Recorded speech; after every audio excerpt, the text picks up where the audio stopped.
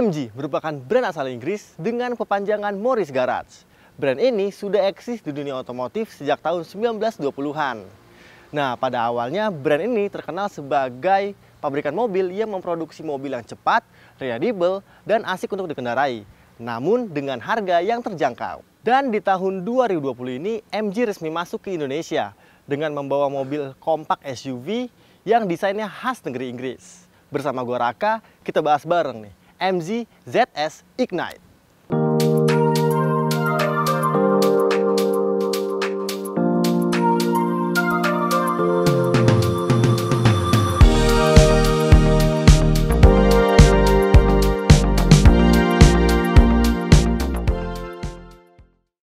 Yes, ini dia mobil pertama MG yang masuk ke Indonesia, yaitu MG ZS. Seperti yang gue udah bilang tadi, mobil ini masuk dalam kelas subkompak SUV atau yang biasa disebut crossover. Di kelasnya mobil ini bersaing langsung dengan Toyota CSR, Honda HR-V, Kia Seltos, ataupun Wuling Almas.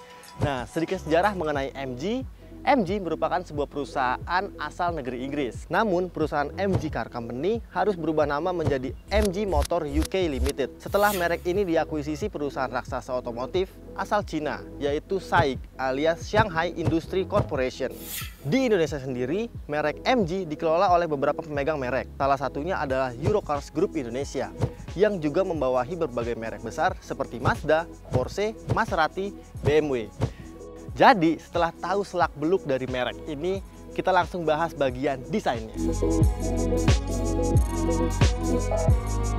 Di bagian desain, banyak mengkritik bahwa mobil ini merupakan desain yang campur aduk antara pabrikan lain. Di bagian depan sini kita bisa lihat grillnya sekilas mirip dengan kepunyaan grill Mazda nih, yang menggunakan bahasa desain Kodo. Namun hal itu bisa dibenarkan, bisa juga tidak, karena di tengah sini ada logo oktagonal yang di dalamnya tersemat huruf M dan G. Lalu ciri khas lain adalah bentuk lampunya yang menyipit, yang di dalamnya juga ditanamkan sebuah LED DRL. Namun di samping LED DRL ini ada sebuah proyektor yang di dalamnya tertanam bohlam halogen biasa nih. Jadi lampunya masih halogen biasa, namun sudah proyektor. Di bagian lampu sennya juga menggunakan bohlam halogen biasa nih. Jadi lampu LED-nya cuma hanya ada di lampu DRL saja. Kita turun ke bawah. Di bagian bawah sini juga terdapat sebuah lampu fog lamp yang juga masih halogen biasa. Namun di depan sini yang mencirikan banget mobil ini adalah mobil Eropa adalah penggunaan aksen aluminium dipadukan dengan aksen chrome yang mempermanis tampilan mobil ini. Nah, ngomongin SUV, biasanya kita ngomongin ground clearance. Tercatat di data, ground clearance mobil ini adalah 165 mm nih. Ground clearance demikian merupakan ground clearance yang cukup rendah jika dibandingkan dengan rival sekelasnya. Datanya mungkin kalian bisa lihat di bawah sini. Oke, sekarang kita lihat bagian sampingnya. Nah, di bagian samping sini merupakan bagian yang paling gue suka, karena desainnya itu terlihat maco ala-ala mobil crossover nih. Terus, yang memperkuat kesan maco lagi, mobil SUV ini juga dibekali dengan over fender alias wheel arch molding yang memanjang dari depan hingga bagian belakang. Nah, terus juga di sini banyak tarikan garis yang tegas yang menggambarkan sebuah mobil SUV yang cukup maco.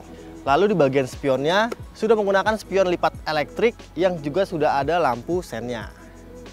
Nah, habis dari sini kita turun ke bawah buat lihat kaki-kakinya. Di bagian roda, MG ZS ini sudah dibekali dengan velg ukuran 17 inci yang dibalut ban Yokohama dengan profil ban 215/50. Nah, desain velgnya itu terlihat cakep dan pas banget nih dipasangkan di mobil ini. Namun sayangnya bagian fender depan dan belakang ini terlihat cukup besar nih. Jadi velgnya masih terlihat cukup kecil untuk mobil berdimensi sebesar ini. Nah, untuk menghentikan roda ini, di bagian depan dan belakang remnya sudah dibekali dengan rem cakram yang juga sudah disematkan fitur ABS, EBD, dan Electronic Brake Assist. Jadi cukup aman lah fitur-fiturnya yang tertanam di mobil ini. Lalu nih, untuk bagian suspensi, di bagian depan menggunakan suspensi independen MacPherson strut dan di bagian belakang menggunakan suspensi semi-independen yaitu torsion beam. Sekarang kita intip bagian belakangnya. Tapi sebelumnya di atas juga terdapat sebuah roof rail yang mengesankan bahwa mobil ini adalah mobil SUV. Yuk, sekarang kita ke belakang. Di bagian belakang sini yang menurut gue desainnya tuh kurang banget nih. Tapi itu menurut gue ya. Karena desainnya tuh nggak senada dari bagian depan, samping, tapi di belakang sini tuh kurang. Nah, lalu di bagian kacanya, mobil ini sudah dilengkapi dengan defogger kaca belakang, lengkap dengan wipernya. Lalu ada juga high mount stop lamp yang sudah LED.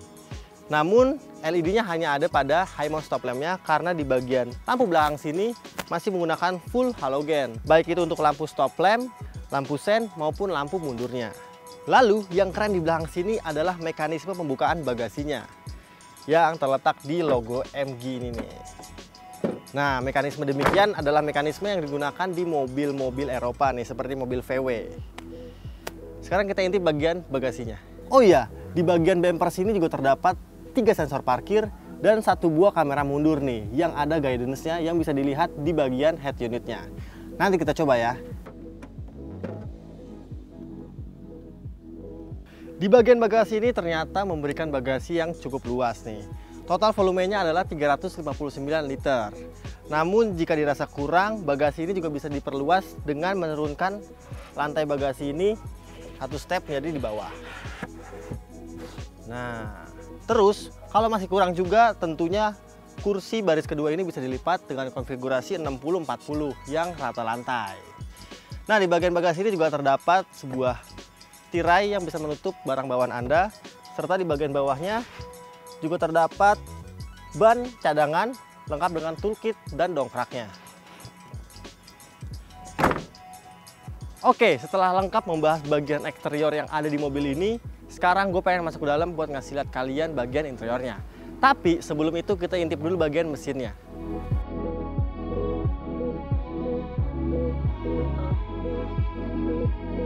Di sektor performa, mobil ini menawarkan mesin 1500 cc 4 silinder dengan teknologi VTI Tech. Dari datanya, tenaga mesin dari mobil ini sekitar 114 daya kuda dan torsi 150 Nm. Nah, tenaga tersebut kalau dilihat dari datanya sih cukup kecil ya. Namun nanti kita coba. Oh iya, mesin ini menyalurkan tenaganya ke dua roda depan melalui transmisi otomatis 4 percepatan konvensional. Oke, sekarang kita masuk ke dalam buat lihat interiornya.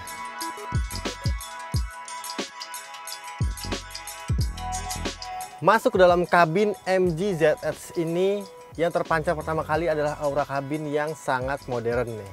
Yang paling gue suka adalah desain setirnya yang mewah, keren, yang juga sudah menggunakan desain flat bottom yang di bawah sini.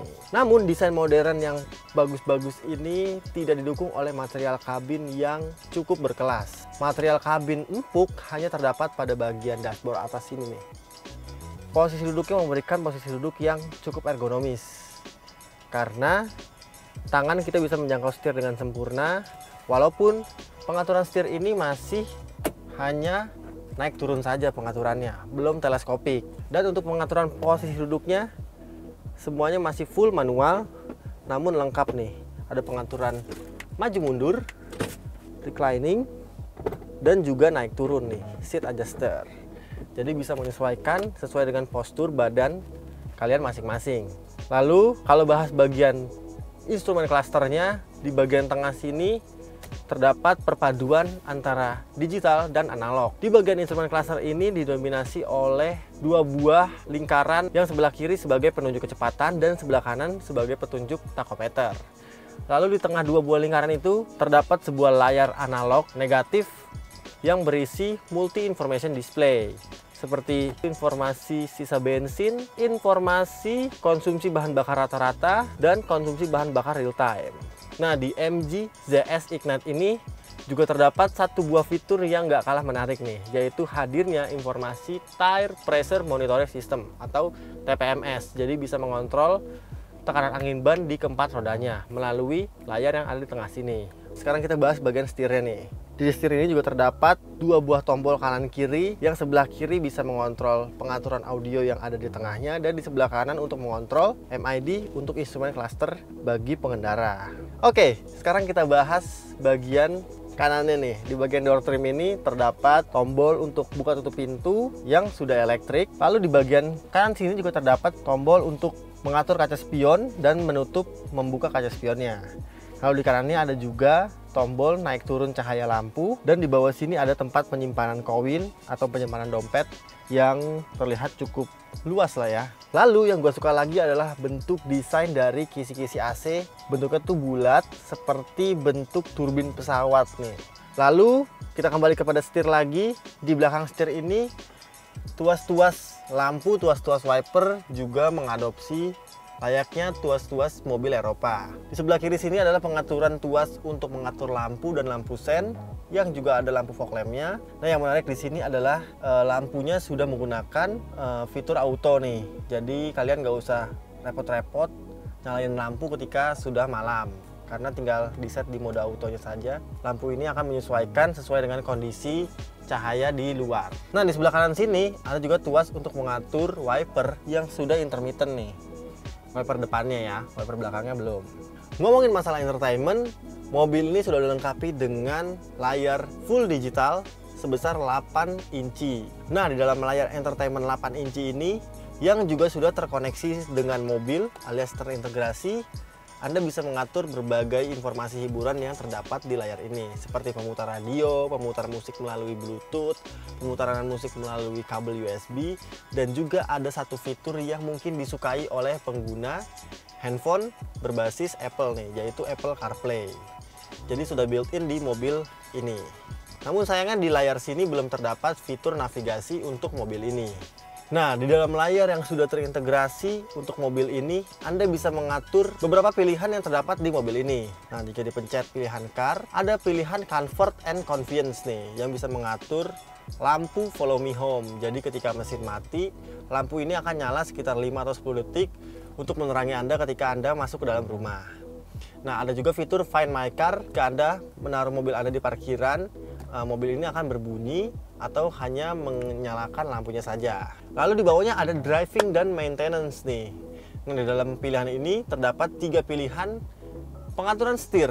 Menarik sekali nih. Pengaturan setirnya bisa diubah melalui 3 mode, yaitu mode urban, mode normal, dan mode dynamic nih. Nah, jika di set di mode urban, setir ini terasa akan sangat enteng sekali. Nah, begitu pula dengan mode normal yang akan memberat otomatis, dan mode dynamic yang setirnya akan terasa berat nih. Jadi Anda bisa menyesuaikan tingkat keberatan setir ini sesuai dengan kemauan Anda. Lalu di bawah head unit 8 incinya ini terdapat 5 buah tombol yang berfungsi sebagai shortcut nih.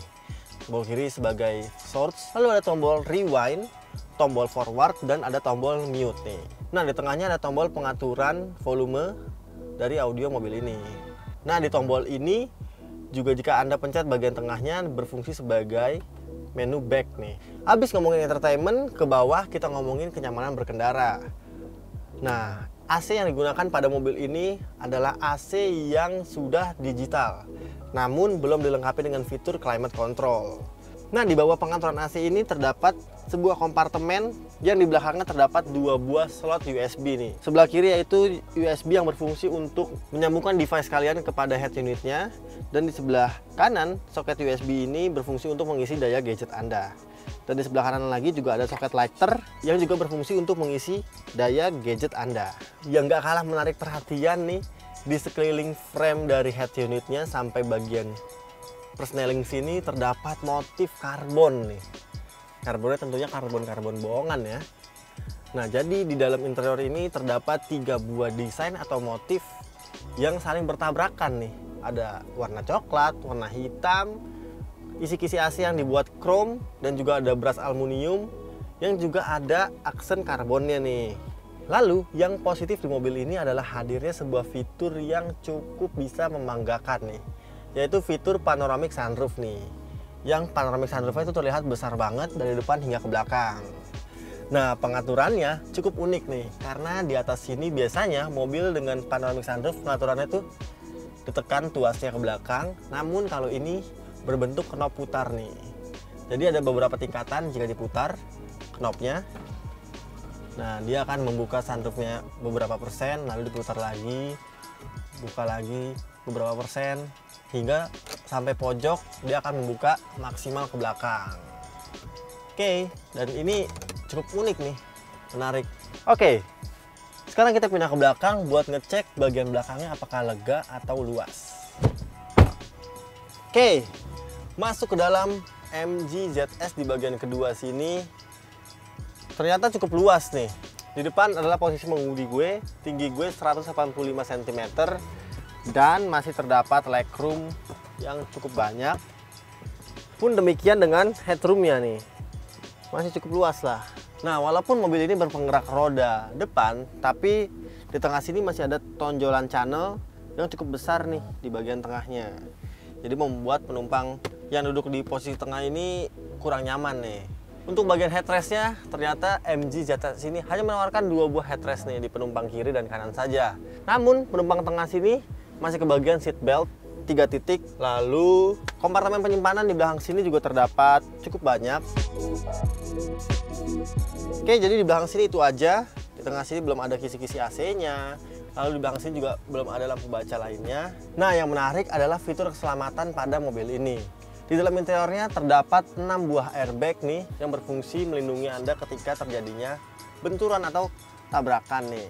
Jadi tetap aman nih. Sekarang gue pengen balik lagi ke depan untuk ngasih tahu kalian bagaimana impresi berkendara dari mobil MG ZS ini. Let's go!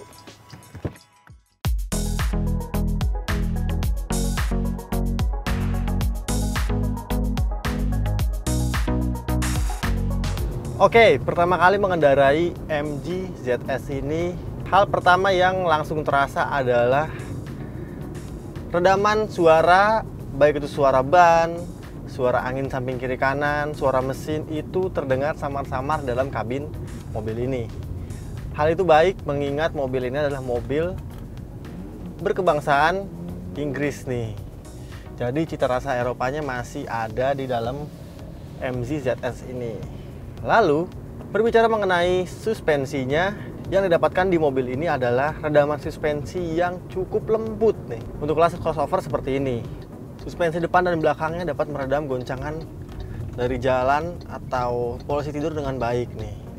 Namun, suspensi yang lembut itu ternyata berpengaruh besar terhadap body roll yang cukup limbung nih. Saat ini saya berlari sekitar 70 km/jam dan mencoba bermanuver kiri kanan. Wah, mobil rasanya seperti mengayun banget ya. Nah, suspensi yang limbung itu untungnya diimbangi oleh tenaga mesin yang bisa dikatakan cukup pelan. Ketika gas diinjak lebih dalam, ada gejala lag sedikit sampai akhirnya mobil mencapai putaran mesin yang maksimal nih. Oke. Nah, itu ketika pakai mode D nih. Lalu ketika kita pakai mode S alias mode sport, rasanya tidak ada perbedaan yang berarti untuk tenaga mesinnya. Ketika kita pakai mode triptoniknya, oke, ternyata tenaganya sama aja nih. Jadi nggak ada perbedaan antara mode D atau mode S. Nah, konsekuensi dari tenaga mesin yang nggak cukup spesial itu ternyata juga berimbas pada konsumsi bahan bakar yang dicatatkan di mobil ini. Kurang lebih 2 hari gue memakai mobil ini dengan kecepatan rata-rata sekitar 20-30 km/jam di dalam kota. Mobil ini mampu mencatatkan konsumsi bahan bakar sekitar 10,8 km per liter. Nah, di rute tol, mobil ini mampu mencatatkan sekitar 17,2 km per liter nih. Jadi konsumsi bahan bakarnya tidak juga cukup spesial di mobil crossover compact seperti ini. Sekarang kita keluar buat gua kasih tahu kesimpulan mengenai mobil MG ZS ini. Let's go.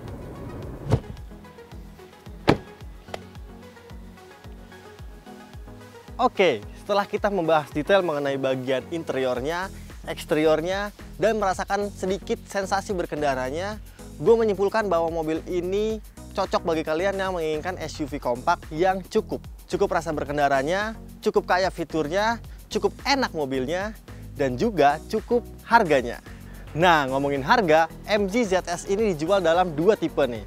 yaitu tipe Ignite dengan harga 289,800 juta dan tipe Excite yang dijual 255,800 rupiah. Nah, saat ini untuk jaringan dealer MG dan after sales-nya melalui PT Eurocars Group baru memiliki 2 dealer, yaitu Lipo Mall Puri yang berlokasi di Jakarta Barat dan Living World Mall yang berlokasi di Tangerang. Jadi gimana menurut kalian?